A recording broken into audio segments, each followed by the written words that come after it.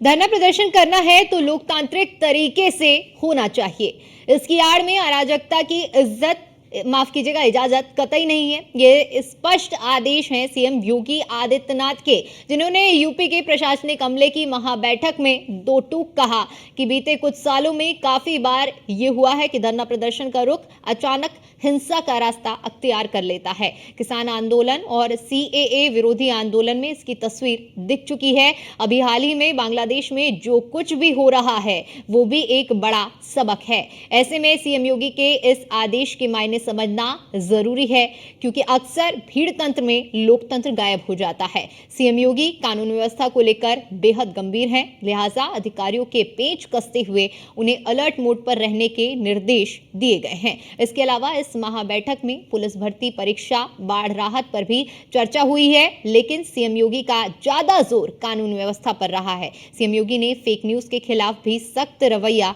अपनाने के लिए कहा, और खासकर ऐसी खबरें जिनसे सामाजिक सौहार्द प्रभावित होता है। इंटरनेट के जमाने में एक झूठी खबर माहौल बिगाड़ने के लिए काफी है। सवाल उठता है कि क्या कानून व्यवस्था को लेकर सीएम योगी ने जो टारगेट दिया था वो अधिकारी पूरा कर पाएंगे?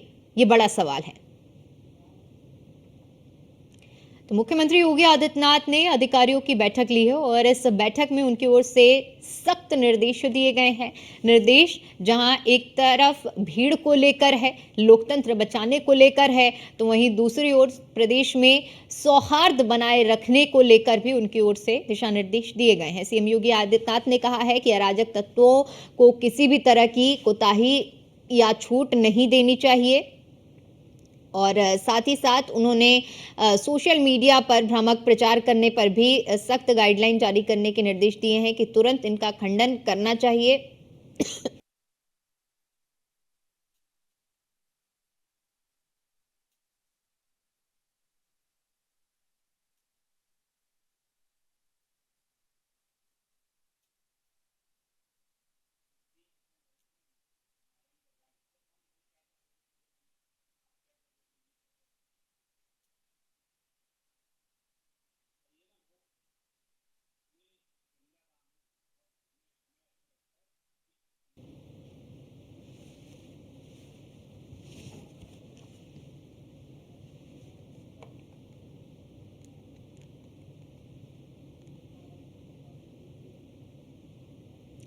तो सीएम योगी आदित्यनाथ के सख्त निर्देश अराजक तत्वों को खत्म करने के लिए उनकी ओर से निर्देश दिए गए हैं।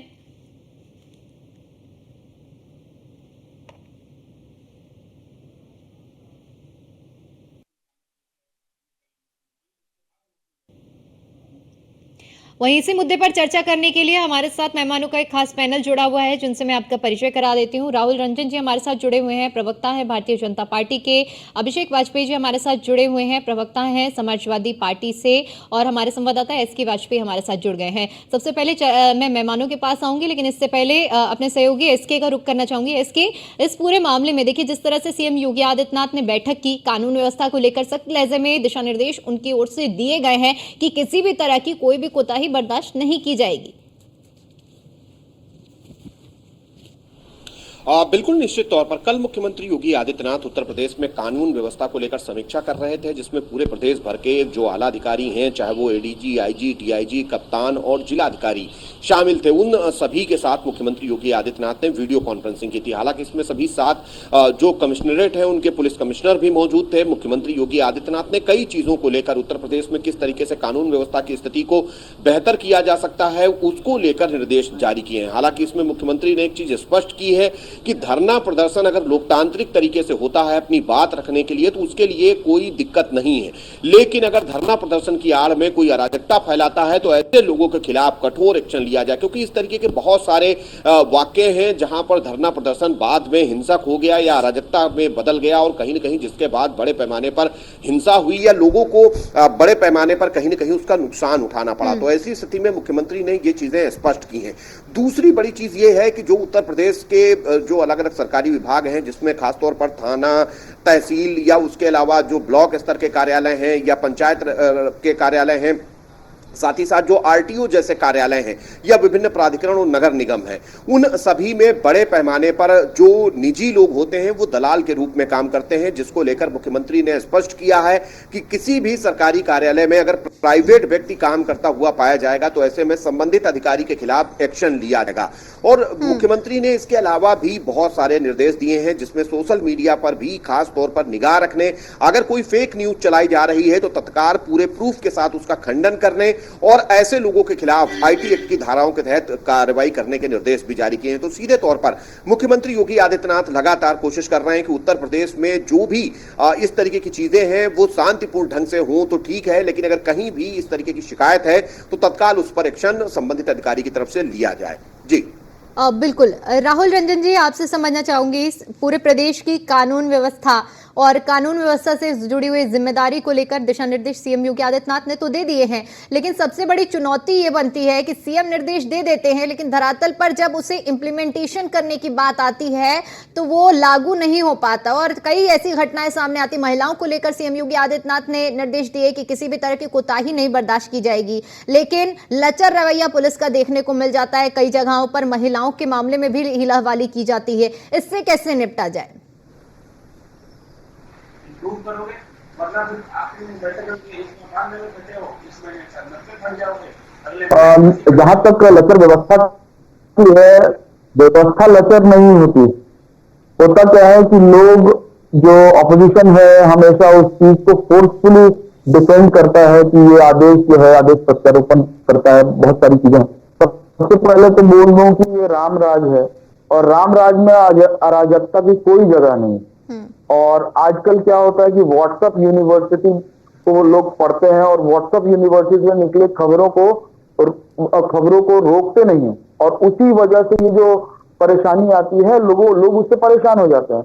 और रही बात यहाँ की न्याय व्यवस्था की, हमारे आला अधिकारी हैं वो आदेश का पूर्णतः पालन कर रहे हैं।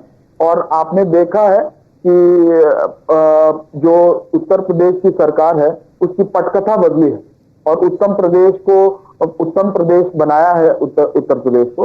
तो ये आपका कहना कि महिलाओं के लिए और ये राहुल जी, मैंने कुछ केसेस में कहा है कि कुछ ऐसे केसेस आ जाते हैं जहां पर मामले की सुनवाई नहीं होती है। मैं उन केसेस की बात कर रही हूं, मैंने ये नहीं कहा है कि पूरे प्रदेश की पुलिस ऐसा कर रही है। कई बार ऐसे मामले सामने आते हैं जिनमें सुनवाई नहीं होती है। ऐसे मामलों के लिए मैंने आपसे सवाल किया है।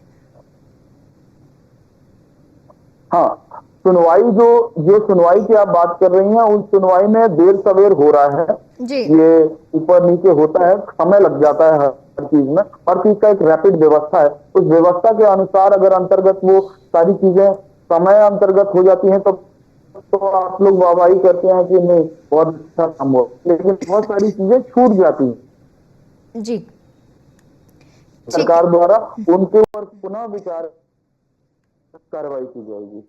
अभिषेक बाजपेयी जी, आप किस तरह से देख रहे हैं सीएम योगी आदित्यनाथ की ओर से दिशा निर्देश दिए गए हैं?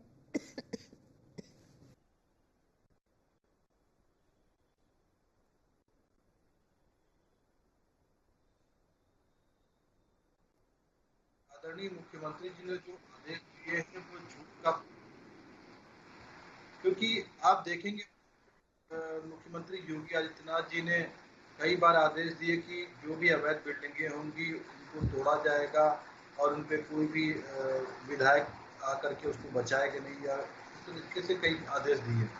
लेकिन जब उत्तर प्रदेश की राजधानी लखनऊ से लेकर के कई जगह पे जब अवैध बिल्डिंगें तोड़ी जाने लगी तो उसमें भारतीय जनता पार्टी के लोग ही सम्मिलित होकर के उसको बचाने के लिए आए और एनडीए रस्ते को और भी बाकी जगह पे वापस आए। आपने देखा कि कई जगह पे जब उन्होंने आदेश दिया कि जमीन कब्जे या किसी भी चीज के रिगार्डिंग ऐसे कोई भी व्यक्ति सामने नहीं आना चाहिए, अधिकारी बेचारे क्या है। उत्तर प्रदेश की राजधानी से कुछ दूर पे ही बल्कि राजधानी में ही आता है मोहनलालगंज, वहां पे ही एक व्यक्ति की जमीन कब्जा ली जाती है और पता चला कौन, भारतीय जनता पार्टी का एक नेता। तो अधिकारी भी उस चीज को हिम्मत नहीं जुटा पाते हैं क्योंकि उनके ऊपर कार्रवाई करें तो कैसे करें। अगर कार्यवाही करते हैं तो भारतीय जनता पार्टी के आला कमान से लेकर के नीचे तक सबके सब उस व्यक्ति को हटाने की पुरजोर कोशिश करते हैं और वो ढाक के बात होकर के किनारे बैठते हैं। आपने अभी जल्दी की घटना देखी होगी जब आदरणीय मुख्यमंत्री जी ने एक आदेश दिया था कि कोई भी हूटर या कोई भी चीज किसी के गाड़ी पे नहीं लगे रहेंगे। आपने देखा कि भारतीय जनता पार्टी के प्रवक्ता ने कैसे पुलिस वाले के ऊपर कार्रवाई करने के लिए अपने लेटर हेड पे उसको लिख दिया। आखिर उसके ऊपर कार्रवाई हुई और अधिकारियों को किनारे हटना पड़ा।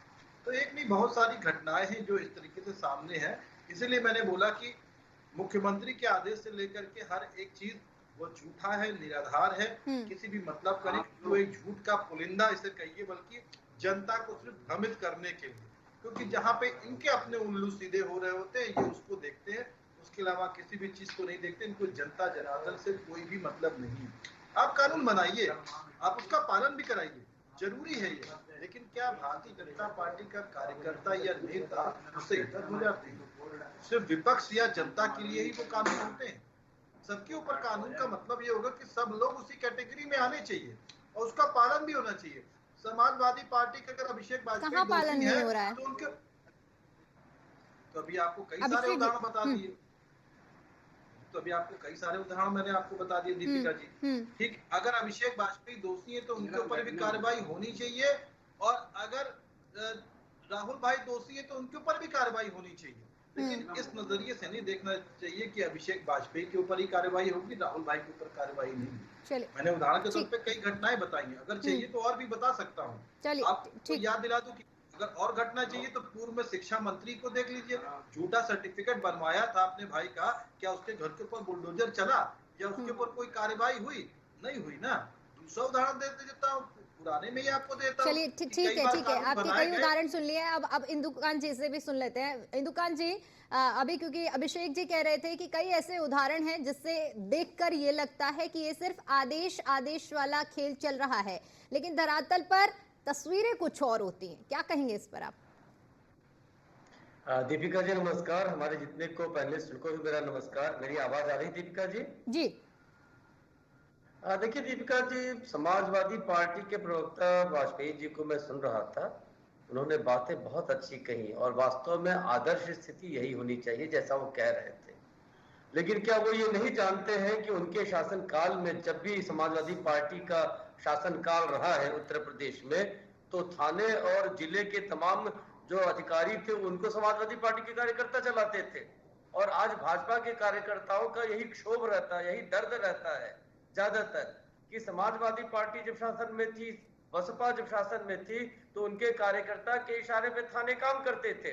लेकिन भाजपा के शासनकाल में योगी जी ने आदेश दे रखा है कि अगर कोई अप्रोच करे, कोई पैरवी करे, तो आप डायरेक्ट सीएम आवास को या सीएम कार्यालय को बताइए, किसी कार्यकर्ता के, किसी नेता के न सुनिए।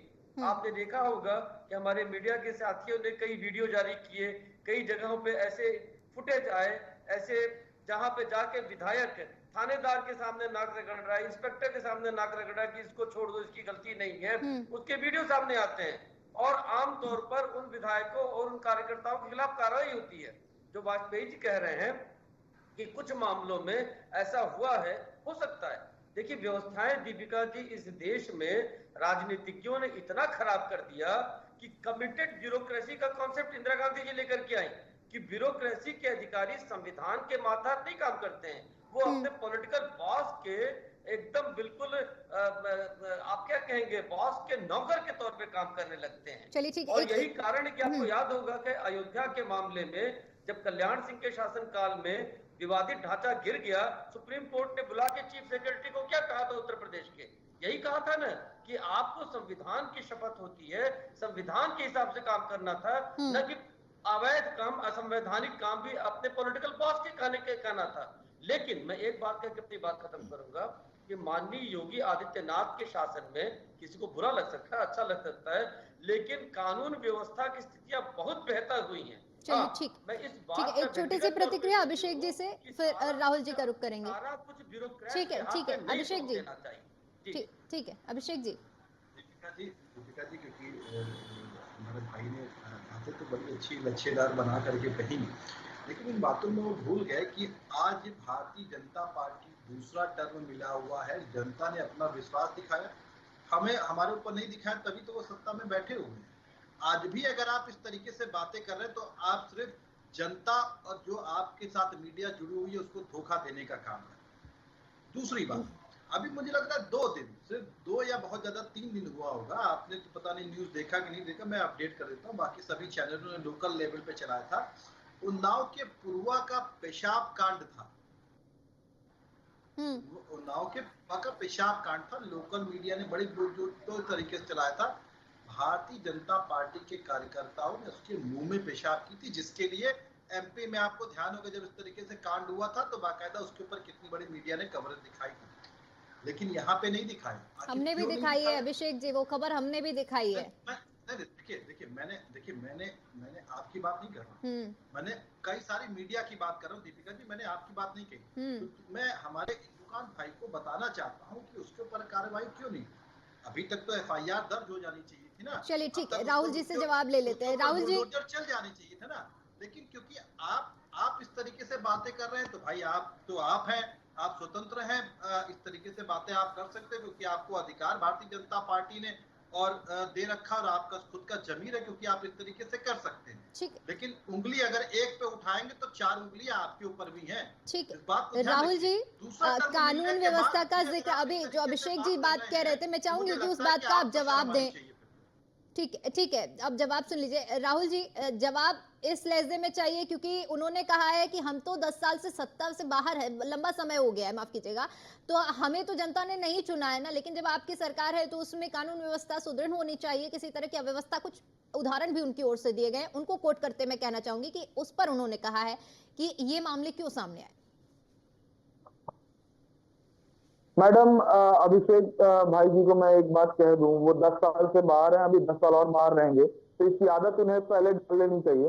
और सबसे बड़ी बात ये कह देता हूं, आप कहते हैं कि पेशाब है, फलाना ढिमकाना, सबसे पहली बड़ी बात और सबसे पहली बात कि भारतीय जनता पार्टी ने हमेशा अधिकार दिया है लोगों को, और आप देखिए पानी पी रहे हैं और आपको हमेशा पानी पीना ही पड़ेगा क्योंकि आप औरतों की चीज को भूल जा रहे हैं, वक्फ बोर्ड के सारे नियमों को भूल जा रहे हैं, जमीन जायदाद सारी चीजों का कब्जा हो रहा है।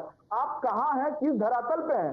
आप हमेशा उंगली उठा के अपनी पारी का इंतजार ही करते रहेंगे। अभिषेक जी, मैं आपको एक बात बता दूं, अभी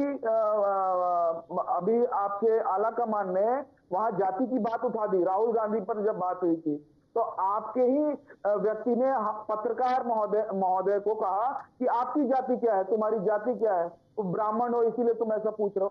ये सब चीज आपके थ्रू आपके ही जगह होता शोभा देता है। हमारी भारतीय जनता पार्टी एक सशक्त पार्टी है और वो एक अधिकृत नियमानुसार काम करती है। और आज तक मैं आपको बता दूं, आज तक जितने भी जगह पे कार्य हुआ है, कार्यशैली के साथ हुआ है, और किसी भी व्यक्ति का इतना मादा नहीं है कि योगी आदित्यनाथ के आदेश का पालन ना करें। अगर आपके पास ऐसा कोई इंफॉर्मेशन है कि पालन नहीं हुआ है तो लाइए चिट्ठी और योगी आदित्यनाथ जी को, माननीय मुख्यमंत्री जी को आप पेश कीजिए। अगर आपका काम नहीं है, आपका भी काम होगा। योगी आदित्यनाथ का ये है, इस पर जवाब ले लेते हैं क्योंकि अभी हमारे सहयोगी भी इंतजार कर रहे हैं काफी देर से। अभिषेक जी, बहुत छोटी सी प्रतिक्रिया, मैं 30 सेकंड है। हमेशा कटघरे के पीछे जाना होगा। जी, मुझे नहीं पता है कि ये भारतीय जनता पार्टी के प्रवक्ता हैं या नहीं है, क्योंकि अगर प्रवक्ता होते तो शायद उनके पास जानकारियों का अभाव ना होता और उन्होंने आदेश की बात कही, तो मैंने जिन चीजों को कोड किया है तो शायद उसकी बात क्योंकि आपने पूरी चर्चा को सुना, आरोप प्रत्यारोप है। सत्ता पक्ष पर आरोप यह है कि लंबे समय से आप सत्ता में हैं लेकिन फिर भी इस तरह की घटनाएं सामने आती हैं। विपक्ष का कहना है कि हम भाई सत्ता से बाहर इसीलिए हैं क्योंकि जनता ने हमें नहीं चुना है, क्योंकि आप ग्राउंड पर रहते हैं, आप चीजों को बारीकी से देखते हैं। मैं आपसे इसका विश्लेषण बहुत ही कम समय में चाहूंगी। बिल्कुल निश्चित तौर पर ये आरोप प्रत्यारोप हो सकते हैं, लेकिन सीधे तौर पर अगर हम देखेंगे तो जो एनसीआरबी के आंकड़े हैं वो ये बताते हैं कि उत्तर प्रदेश में चीजें पहले से बेहतर जरूर हुई हैं। इसके लिए जरूरी नहीं कि सरकार किसकी है, लेकिन कहीं ना कहीं जो कदम जिस मंशा से उठाए गए हैं उनका असर जरूर देखने को मिल रहा है, चाहे वो उत्तर प्रदेश में निवेश को लेकर हो, चाहे उत्तर प्रदेश के इंफ्रास्ट्रक्चर को लेकर हो, चाहे उत्तर प्रदेश की जो अलग अलग चीजें हैं उसमें शिक्षा, चिकित्सा जैसी दूसरी चीजें भी शामिल हैं। कहीं ना कहीं अगर निवेशकों का उत्तर प्रदेश में रुझान बढ़ रहा रहा है या विश्वास बढ़ रहा है, तो उसके पीछे कानून व्यवस्था एक बड़ा कारण है। और इसी तौर पर चूंकि उत्तर प्रदेश देश का सबसे बड़ा सूबा है, यहाँ तक कि कई देशों की आबादी से भी उत्तर प्रदेश आगे है। माफी तो चाहूंगी क्योंकि ऐसे समय में कम है, इसलिए रोकना घटनाएं पड़ेगा आपको। और आप सभी का बहुत बहुत शुक्रिया हमारे साथ चर्चा में जुड़ने के लिए और जानकारी देने के लिए। इसी के साथ फिलहाल के लिए इतना ही। बाकी तमाम बड़ी खबरों के लिए देखते रहिए न्यूज़ 1 इंडिया। नमस्कार।